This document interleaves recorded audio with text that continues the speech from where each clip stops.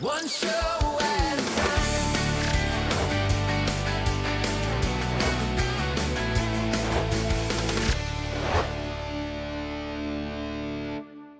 Hey, everybody, I got Pete here from BikeWerks. How's it going, Pete? It's going good. Excellent, excellent. Can you tell me a little about where you're located and how you got started in this business? Yeah, I'm located in the greater San Francisco East Bay area, about 30 minutes east of San Francisco, located in Contra Costa County, based in Concord, California, that area. Okay. And how I got started, it seems kind of funny, but I was just bored one day. It was I think it was like around February or March of 2011, and I was looking online for products to clean my motorcycle, and I came across one of these think tank bloggers. It just was titled "How to Start a Motorcycle Detailing Business," and then I read that. Then there was a part two: "Is starting a motorcycle detailing business a good idea?" And I kind of just thought, "Hey, I can do that." And I was already working at the time. I was living up in Jackson in the Sierra Foothills area, not too far from Lodi there, Mark. Yes. And it was kind of interesting. I was working at the casino at the time. I already had a full-time job. So I just kind of just started. I thought, nah, be kind of cool part-time job, you know. I like keeping my motorcycle clean, so I'll keep other people's motorcycles clean. And it kind of started at that. Then that was in April 1st of 2011. And then come November 22nd of 2011, I got laid off at the casino. And I said, okay, well, let's see what I can do here. I'm going to have to see if I can maybe possibly do this full time, see where this detailing business can go, mainly focusing on motorcycles, of course. So then I moved back to the Bay Area just to get into a bigger market. I got some Sure. customers up in the Jackson area and was doing okay through a local motorcycle shop, but I just needed to get into a bigger area. Just need to be around more people. So, Right, and right, right. So I can't remember when we first met. It's got to be in that time frame somewhere. it was right around. I was researching coatings. I remember, I want to say it was close right around that area. It's about 2000, 13, God, 13 or 14. And Yes. I came across some coatings and then I saw on Facebook, I saw a Pearl Nano and I filled out some information, and that's when you reached out to me. And then we had quite a long conversation about coatings and everything, because that was just when I was starting to getting into coatings a little bit, because I was getting some requests for coatings for some customers, and I'm like, well, I better figure this one out. So great. So your core business is motorcycles. Do you Yep. do some cars? Oh yeah. Yeah, it works out to be about, I do probably now, we're about 75% motorcycles, 25% cars. So Great, great, great. And yeah. are you doing full details, paint enhancements? Are you doing you have a shop? Are you working out of your house? What do you have going on? I'm fully mobile, so Okay. everything I do is mobile. I toyed around with, how like a lot of people start out mobile, they have the goal of getting a shop and everything, which is cool. Mhm. But the feedback from my motorcycle customers, they love the fact that I am mobile. So I got to stay with the mobile. I got to go with what customers like and Okay. everything. So How do you deal with the weather? I mean, now that it's winter, it's a little rough. Are you going and working in their garage? You're not obviously not working outside under a tent in the middle of, SF winter. yeah, that's crazy thing. Like most mobile detailers, the biggest thing that affects you is the rain, for sure. But as far as with the motorcycles, I do all motorcycles. I do everything waterless. So I'm able to work in garages, and that's not a problem. And for a lot of customers, I do that. So there's been a lot of times I'm in a garage and it's storming outside pretty good. But Right. one of the things I found out is that the customers, the motorcyclists, they don't like having their motorcycles detailed and them not being wanting to ride it. I think they don't like the fact of looking at a freshly detailed motorcycle that's sitting in the garage and they can't go out and ride it. So that's part of the Right. thing where I gotta wait for the weather to be good. Yeah. Okay. Well, how do people find you? They find me, the platform that has worked the best for me has been Google. It's one thing I learned Oh, is a lot of these motorcyclists, they're master Googlers. I had so the point when once I figured out how to get on the Google Business thing, that's been the biggest platform that's worked for me. I always ask my customers, how'd you hear about me? They said, I just did a Google search. I Googled motorcycle detailing near me and, I pop up. So I'm always trying to optimize that. There's a link to my website on that too. Plus, and then plus the social, platforms like Facebook works here and there, because I post all my stuff on Facebook and I Right. get messages here and there through Facebook. Same thing with Instagram. They all work. I'll run ads here and there too. They all work to a certain degree, but the Google platform has been the one that's worked the best. Great. How about a blog or a YouTube channel? I've been toying around with maybe possibly doing a YouTube channel, and I'm thinking about starting to do that for sure. Have not done a blog. I might try to set that up, a blog on my website though. That's something that possible. Yes, YouTube is, I think, very important to start up, and then consistency seems to be the number one contributing factors to success. If you, I'm going to do just to say, I'm going to do a YouTube channel, commit to once a day, twice a week, once a week, even once a month. If they see that you're doing once a month, even, they will reward you with more people seeing it in your areas. But and I've been doing a lot of research on YouTube as well. Educational channels seem to be doing, entertainment channels number one, but there's a lot of competition with entertainment. And I have talked with Evan and in New York, and Jay in Hawaii, and his best videos were them just messing around, sliding in with the roller chair and wearing a wig and doing funny things like that. Don't know if that equates into more customers coming in the shop, but educational wise is, and we just talked with Jeff Mallory about this, is they don't understand the time, effort, and pain that you go through to clean a car and detail a car or a bike and all the small little details. When you show them how you polish a car for 5-6 hours, that's why it costs $1,200 for a paint correction and coatings.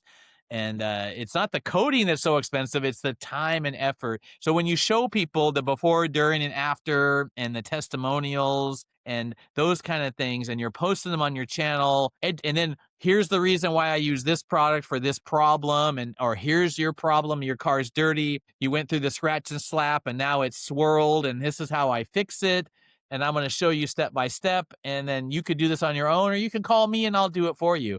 Those kind of videos, those educational and problem solving videos, seem to do very well. And you don't have to be a full-time YouTuber, even though some people have quit their full-time job and they're doing this full-time. But that took 5 years to get to that level, when nobody but your aunt and your cousin has seen the last 100 videos. Now it pops and you actually are getting some traction. I highly recommend doing all that, but going back to Facebook and Instagram, the daily, take the video before, during, and after posting it. We have a 25% discount if you get in between here and the New Year's, whatever. You always have some kind of call to action. Those kind of things work very well. Problem, solution, call to action. The other thing that I'll just touch on very quickly is there's a whole format here is find a problem, you're the solution, or you have the solution, and then a call to action at the very end. So those are the things. It sounds a little car salesman like, but you have to ask for the business, or they're like, okay, that was great. Now I know how they do paint correction. Who was that guy again? No, you got to have. You have to be branding your brand and your personal brand all at the same time. So that's my pitch on your YouTube channel. Absolutely. I've heard good things about detailers who have done YouTube channels, so I'm going to try to get started in that for sure. But yeah, it makes complete sense to me. Great, great. And you said you were doing Facebook ads. How often are you doing ads, and what are you saying on those ads? Well, I'll do Facebook ads a couple times a year. I probably honestly should do them more. And, I post an ad, showing a good picture of a motorcycle that I've detailed. Like a lot of times I'll boost the post and Mhm. see what kind of results that gets. And then I'll also do like an ad targeting a certain area. Important thing is you want to make sure, people got to make sure they target the ads in a certain area, because I'll tell you, and especially this happens on Instagram a lot, is I'll get detailers in my feed from Miami, New York, Texas. I mean, you name it. And I'm just, well, these people in other states aren't going to pay you, No. so I Yeah, always it's make very sure that important to Would you boost the post to hyper focus? We just talked about this with Jeff on the last podcast episode. Hyper focus on your persona. So your target market, these are lawyer bikers that have a dirty bike. I don't know. Whatever your best customer is, you want to have more of those. So you focus that, and then their interests and then their vicinity, a 20-mile radius, a 50-mile radius, a 10-mile radius, whatever, how far you want to travel. And then you can focus on that persona and those people, that country club membership guys and the Corvette guys and the Harley guys. You can hyper focus with Facebook and Instagram on just those people and not shotgun it out to everybody else that don't care. They never wash their car, even if it was dirty. Yeah, So that's absolutely. important. Yeah, and then I'll say something like, running a special, get your springtime special, get your motorcycle detailed. We're the top area experts in motorcycle detailing. Get your motorcycle detailed by a detailer who owns and rides and operates motorcycles also, that kind of thing. So Okay. I want to And always because people's attention span is super, super short, you got to, maybe even there's a suggestion, even dirty bike, we got the solution. They have a problem, you have the solution. So, schedule here. So something as simple as that. I mean, people are just like, they just glance, okay, let me click on that real quick and let me schedule this out. So great, great, great. How about some tips or tricks? Any tools that you use to do some of these things? How do you clean the little parts on a motorcycle? I have no idea. I mean, I've never really done a complete detail on a bike. It seems a little hard. Yeah, one of the things that when I first started, I was doing an internet search just on motorcycle detailing in general when I started to do it.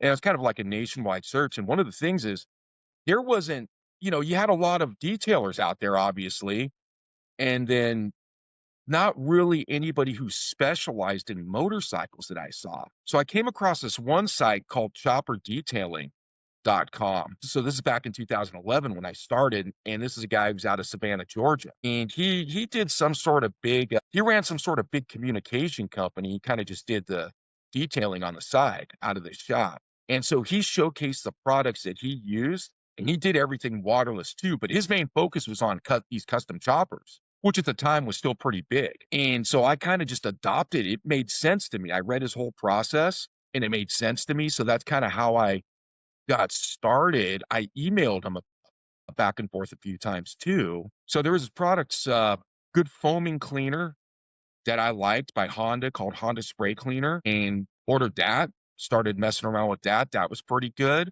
But the thing is there was these little tools. They were called pimp sticks. Kind of a funny name, Pimps. IMPSTIXXX. And so I went to that website, and what it is it came in this little case, and there were these like tools. There was like a long stick, a short stick, and they had these little heads that you screw on. So, for instance, there's one that's kind of like the size of a popsicle stick, and then there's another head that's like a pointed one, a point, which is what I use like 90% of the time. And that helps me get into the tight areas. You wrap a microfiber towel around it, spray the surface. Like you can get into the engine fins really good with these little pointed areas. I can corner things really good.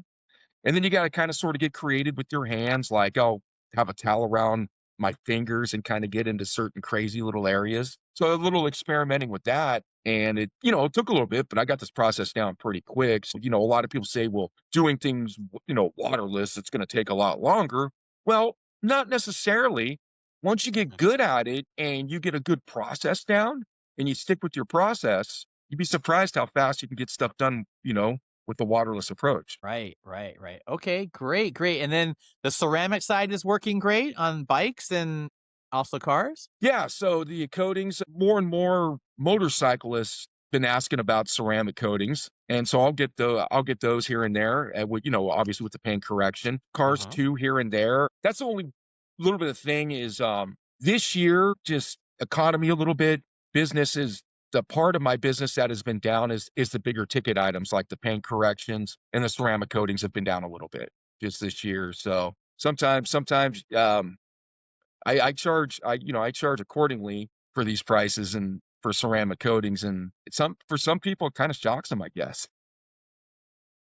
Yeah, But then some I of them do. Yes, yes, yes. But then, so what I tell people is, if they're not going to spend, I'm not spending 2 grand with you, no matter what. I'm like, all right, no problem. You're going to let them walk out the door, or are you going to have another option for them? So that's where the paint enhancement, the one step, and Mhm. maybe a coating like my Easy Coat. It's a 3 to 5 year, and versus the 5+ year of the XV2. So don't let them walk out the door. Nope. I just remembered I had the $500 package. Oh, well, I could spend $500. So now you got them. And let me get you an Uber home, and then we'll tell you when your car is ready or your bike is ready later on. Or I can even show up and do this in your garage. So always have an option if some of these people are just not going to buy your number one package, have a lower grade package. Or I tell people the good, better, best. So here's the good. It doesn't take a lot of time. You want them in this better one, but then the best is out of this world. It's a $10,000, paint correction that no one's ever going to order, but it sure makes the middle one look good, is how that works. Yeah, absolutely. I do have a couple of options for them. So if they don't bite on that first option with the coating and correction, we got option B and option C with Great, great. Some people don't have that. Some people only have one, and that's it. You want this or you can go home. I'm like, no, no, no, that's not how this works. It's no, all no, about solving problems, and not everybody has the same pocketbooks or the yeah, no, I'm with you on that. I'm with you on that, Dave. Like I don't like to have a whole big menu. You see some no. detailers that got this big menu. I like to keep things simple, especially when it comes to motorcycles. So I do. I'm with you. I don't want to let a customer walk out the door because they don't want to spend $1,000 or you know. Right, but you can't overwhelm them with information and here you pick. I'm like looking at this menu going, forget it. I'll just go down to Johnny Wreck My Ride down the street and just let him do it. How do you like that, Johnny Wreck My Ride? Yeah, that's good. So, and then people get, paralyzed with too many things. So, Oh yeah. good, better, best. Which one do you want? Is that today, tomorrow, cash check? Just give them simple little questions and you'll get it going. So if they're giving you a bunch of problems, you're the professional, you can agree to disagree and move on your merry way. But not everybody's your customer. But if they did drive all the way across town or they did call you and got on your schedule, and so maybe there's a way to work it. I'm probably digging myself a hole here. But anyways, you know what I'm talking about, right? Oh, absolutely. Great, great. So moving on to the next part is what kind of advice you would give a up and coming detailer or even a seasoned vet? Vice, one of the things that I had to realize is not everybody, and it took me a little bit to kind of figure this out, but not everybody appreciates the service. Not everybody with the sports car is going to be your customer. Not everybody with an exotic car, just like not everybody with a custom motorcycle or custom Harley is going to be my customer. I had to learn that. I kind of had to learn that a little bit. The other thing too is when you're first. So why do you say that? Why do you say that? So are you saying that they're contacting you, or when you contact them, you just assume they have a motorcycle that they would want their car or motorcycle to be detailed, and they're saying, no, I'll just do it myself? Where is that coming from? That's coming from. So what I started doing is my uncle rode with a riding group and a motorcycle club. So they used to have like a poker run. So what I did is I had a little vendor set up with my little booth there, with my banner, Oh, my pop up.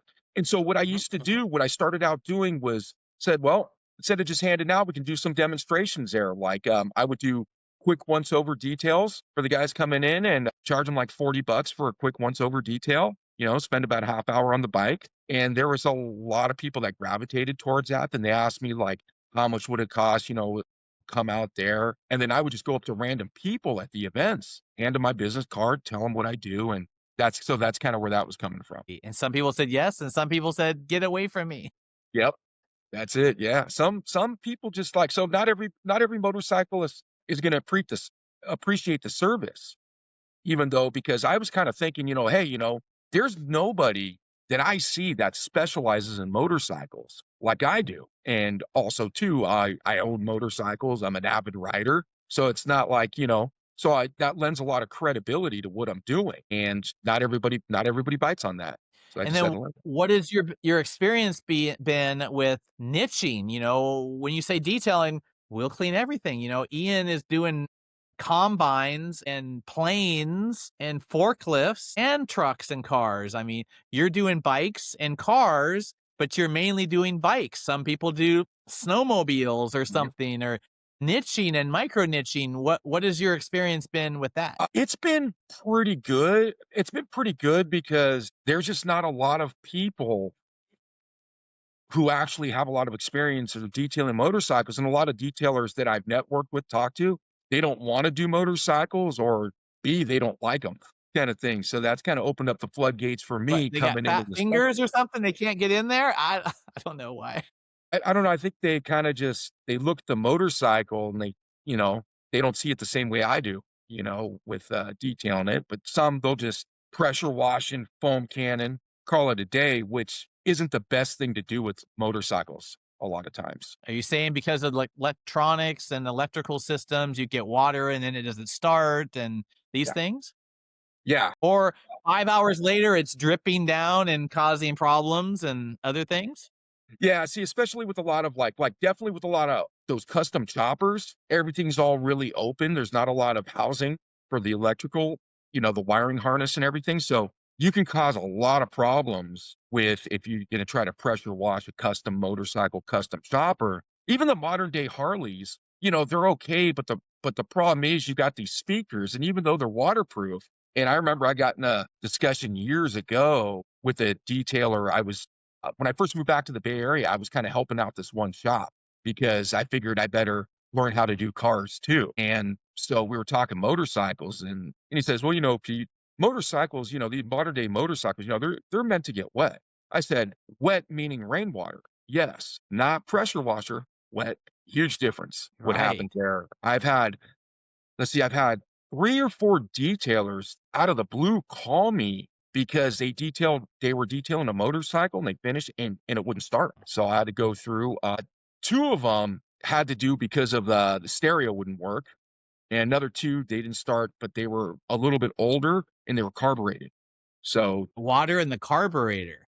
yeah, so there's Yes, some yes. So precautions. like another guy I met in Texas, he did a Tesla and he wet sanded a little spot, a brand new Tesla hood, and it went through like that. And it cost like 2 grand to get resprayed, Yeah. you know, I've that heard day. some crazy stuff with the Tesla paint. Oh, it's definitely not the easiest to work with. So I have a few Tesla customers, but I've never had to take a polisher to the paint, which is good. Yeah, it's very thin and very careful with that. So that's why a lot of them get PPF. And then I'm up here in the Portland area. I'm gonna go visit the shop down the street. They only do PPF and coatings on mostly Teslas. And Mm, there's another company they used to work for that only does Teslas. I mean, they have 5 franchises across the country, so they only do Teslas. And these people broke free, and now they have their own shop, and they'll do any car, but they still mainly do best Teslas. So the niche thing. So great, great, great.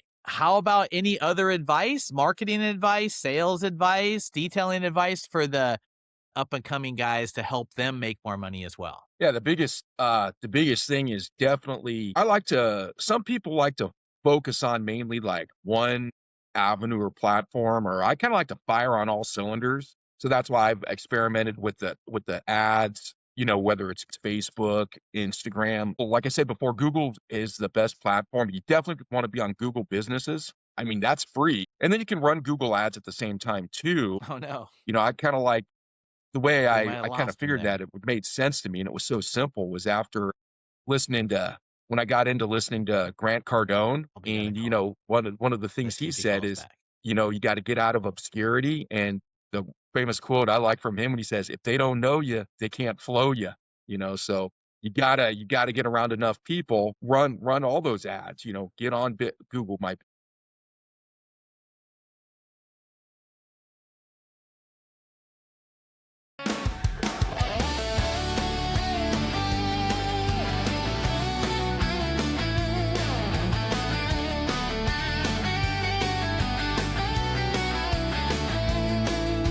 Calling all detailers, place to learn the secrets that will lift you off the ground. Tips and tools and stories shared from shop to shop, helping you grow stronger with each neatly polished drop. Calling all detailers podcast, guiding every grind, helping detailers make more money, one show at a time. From the first rinse of the morning to the final shine at night, the wisdom in each episode will help you get it right. Raise your rates with confidence, let your business climb. Tune in and keep leveling, one detail at a time. Calling all detailers podcast, guiding every grind, helping detailers make more money, one show at a time.